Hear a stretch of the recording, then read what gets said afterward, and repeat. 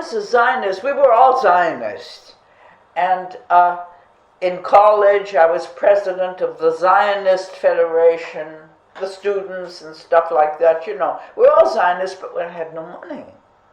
So my aunt, the wife of the uncle that I said was so rich, she was so nice. She was important in Hadassah, and they had lots of money and donated. So she arranged for Hadassah to include me in what they called in those days Tour de Allée. Tour de Allée.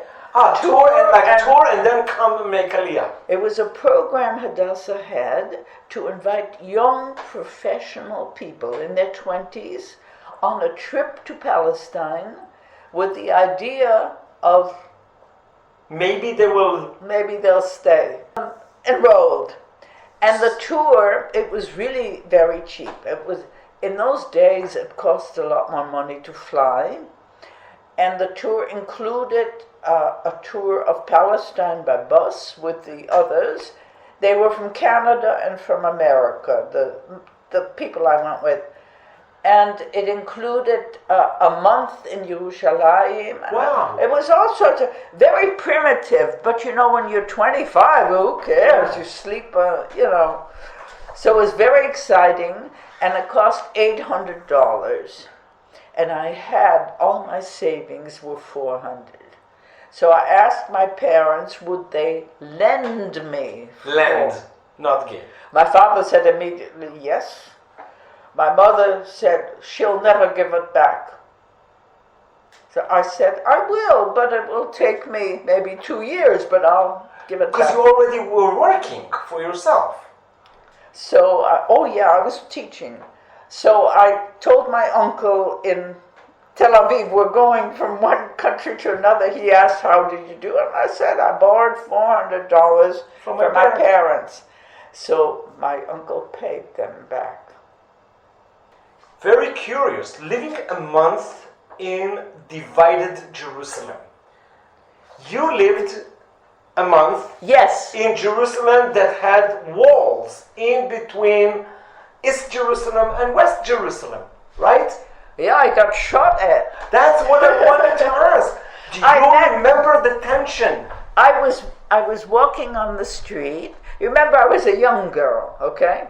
So you were 24? In 56, I was 27. 27. Okay, but still, I mean, you'll see a picture of me, you'll see, not this. Okay, so I was walking along the street and I asked for directions, and the young man with the bicycle, he spoke, I've forgotten if it was French or Spanish.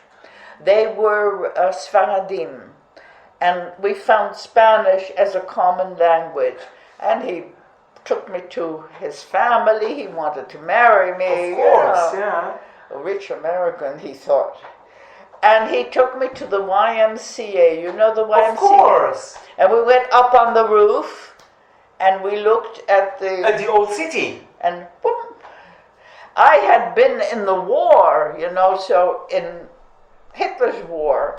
So of course, it brought back lots of terrible memories. So somebody from Jordan shot to the other side? From over the King David Hotel, shot at the roof of the YMCA? There was a young man, an American, who was living already in Yerushalayim, but he came to our group, and he had a motorcycle.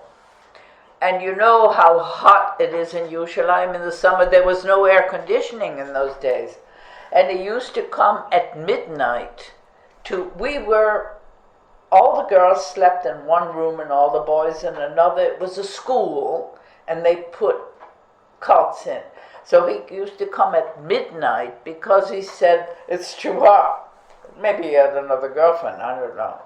And he picked me up, and I sit behind. Very romantic, but we were not romantically interested in each other. You know how... Oh, maybe you were not interested in him. Somebody who comes with a motorcycle. He didn't talk about me. I know what he looked like, but I don't remember his name. But you remember that he came at midnight to pick you up. Yeah. And you were Remember the out. other one, the Sfaradi, his name was Yitzchak.